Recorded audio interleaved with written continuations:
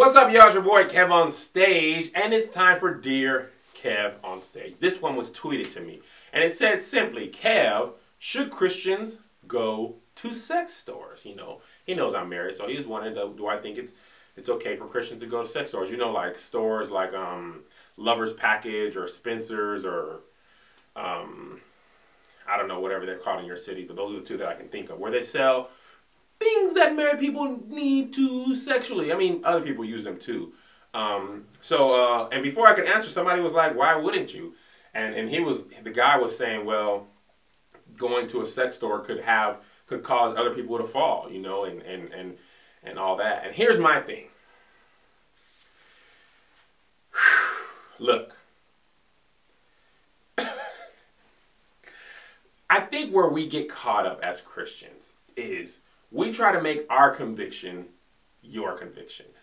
If I go to a sex store, and I'm not saying whether I do or don't, I'm saying you don't need to know my business, but all I will say is the marriage bed is undefiled. Ha! There they both. That's between me and my wife. What we do, what I can buy there, and there's more stuff there than porn. I've heard from a friend. I don't know for certain. It's not like I waltz up in there, you know. But, you know, let's be honest here. The perfect example. Some people who are having sex, married couples, you know, for whatever reason, medically, a lot of times lack lubrication. They sell that lubrication in stores. They also sell that stuff in Walgreens and stuff like that. So that could be one very possible reason you could go in there. And you could also be going in there to get handcuffs and whips and feathers or dice, whatever. You're trying to spice it up. I don't see the problem in that. That's your thing. Now, here's where I feel like the best way to handle this is. If I do go into a sex store for me and my wife, you won't see me broadcasting it on Facebook, Twitter, Instagram, nothing like that. More than likely, you'll see me ordering it online. And it comes in an undistinguishable box. So I've been told. But I think a Christian, especially with like alcohol, you know, a lot of Christians drink and all that stuff. And the biggest problem with it isn't that you drink or not. You know, you can, you know, drink in moderation and all that stuff. I get that. But it's like, I mean, the problem is when you're a preacher and you're like, you got the, I remember this one preacher I follow. He's got the beer glass turned up, you know, when they put the Corona inside of a margarita and they like double up. And then he's like, the next day, he's like, I'm preaching.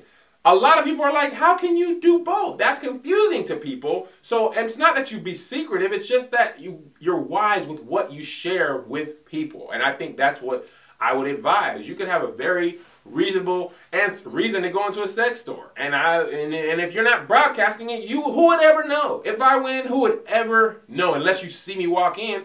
And when I would think about going, not that I ever have or would, I would just go in, get my stuff, and go out. The chance of you seeing me and getting what I get is slim to none. Especially in LA, you don't even know me, and there's a lot of them here. Not that I go. So that's my advice to that and to other things.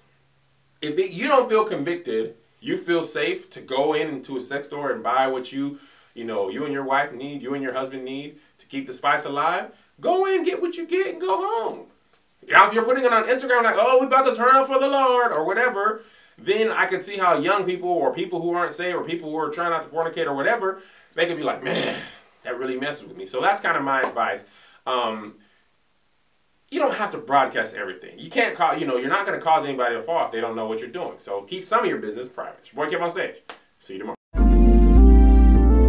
What's up, everybody? It's Kev on Stage. Go subscribe to my YouTube page. Don't you be bitter. Just follow me on Twitter. What's up, everybody? It's Kev on Stage. Go subscribe to my YouTube page.